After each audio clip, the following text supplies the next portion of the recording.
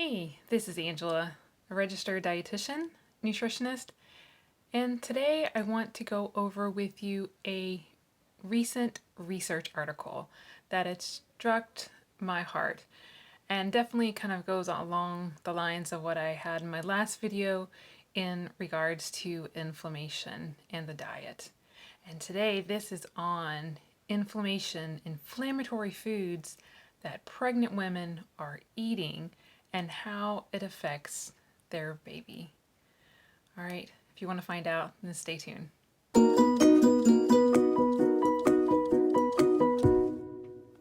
Okay, so this is a recent research article that came to my attention, and like I said, because I had recently posted something and writing articles and on my website about inflammation and the diet and how to be anti-inflammatory, this really struck a chord with me.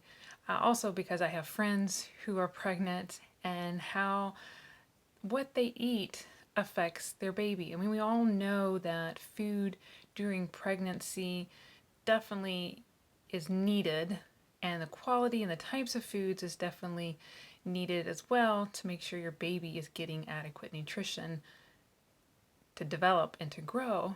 But this article that was published February 22nd in BMC Medicine, which is a United Kingdom, a UK journal. The name of the article is Maternal Dietary Quality, Inflammatory Potential in Childhood Adiposity, an individual participant data pooled analysis of 7 European cohorts and the Alphabet Consortium. And so I want to just to kind of go over the abstract with you, just kind of read through it, and then definitely you can definitely make your own conclusions, as well as I'll kind of give you some of my thoughts at the end. Okay, so the background on this abstract says mounting evidence suggests that maternal diet influences pregnancy and birth outcomes, but its contribution to global epidemic of childhood obesity has not as yet been definitely characterized. We investigate whether maternal whole diet quality and inflammatory potential influence child adiposity. And so they took a pool of individual participants of 16,295 mother-child pairs, like I said, in 7 European births. And so these women were either pre, early, late, or whole pregnancy. So basically, any time during pregnancy is the women that they pooled. And basically, what they did, it says an inflammatory potential assesses with dietary approaches to stop hypertension, the DASH score, and energy adjusted dietary inflammatory index, E-DII score, respectively. Primary outcome was childhood overweight and obesity, age-specific BMI z-scores greater than the 85th percentile. Secondary outcomes were sum of skin fold thickness, fat mass index, and fat-free mass index. We used multivariable regression analysis. They adjusted for maternal lifestyle and social demographic factors to assess association of maternal dash and E-DII, which was that energy adjusted dietary inflammatory index. Those scores with offspring's adiposity outcomes in cohort specific analysis with subsequent random effect meta-analysis. And so their conclusion after kind of putting these women either, in a randomized diet, it looks like. Now, the results in the abstract state that the study mothers had a mean age, so they were an average age of 30.2 years, and a mean BMI of 23.4. So that's not necessarily like that's a normal BMI. higher early pregnancy E-DII scores, more pro-inflammatory diet, tended to be associated with higher odds of late childhood OWOB. And if you don't remember that, what it was, that was childhood overweight and obesity. I'll just try to use that instead. All right. That score was 1.09, whereas an inverse association was observed for late pregnancy in the E-DII score and early childhood overweight and obesity. Higher maternity whole pregnancy dash score was associated with lower odds of late childhood overweight obesity. Associations were similar magnitude for early and late pregnancy.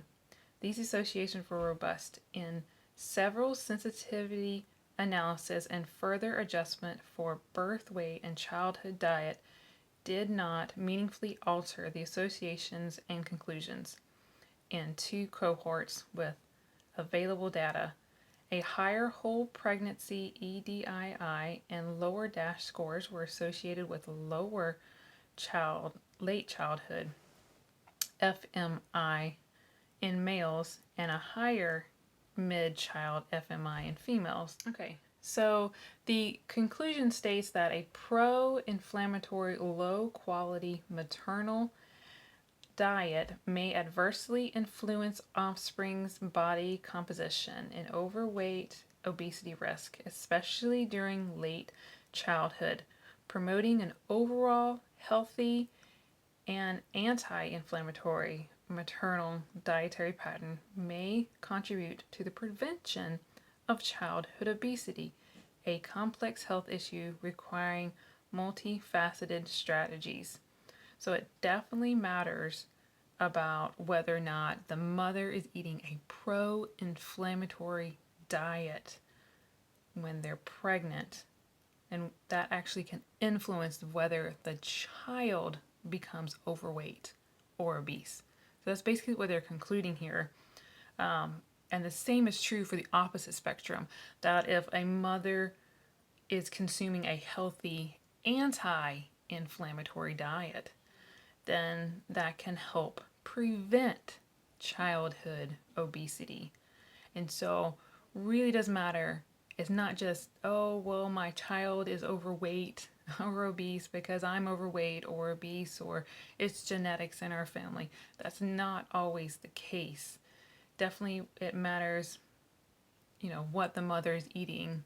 That can also influence whether or not a child, that's striking to me, it's very, I'm going to get teared up, but it's very moving to know that what we put into our bodies affects not only us and our health, but when a woman is pregnant, it affects her child.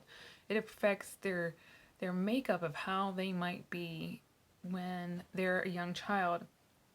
And I know somewhere in here it was talking about the meaningfulness of the first few years of a child's life and what they're eating and how that affects their weight too.